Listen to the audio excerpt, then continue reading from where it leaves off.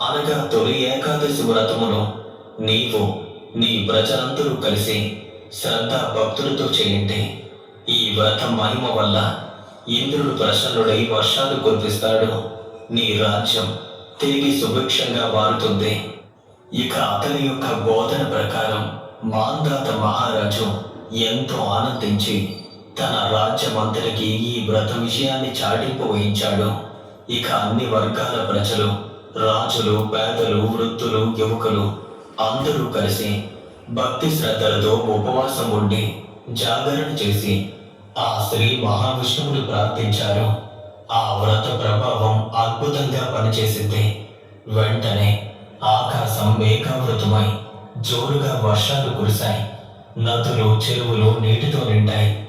భూమి సస్యశ్యామలమై పంటలు సమృద్ధిగా పండాయి. ప్రజలంతా కూడా మళ్ళీ సుఖ సంతోషాలతో జీవించసాగారు. ఇక అప్పటి నుండి ఈ వ్రతానికి అంతటి మహిమ, అంతటి ప్రాముఖ్యత సిద్ధించాయి. ధర్మరాజా, ఇంకో కథ కూడా ఉంది. దాన్ని కూడా సావధానంగా విను. పూర్వం మురుడు అనే మహాబలశాలి, మహా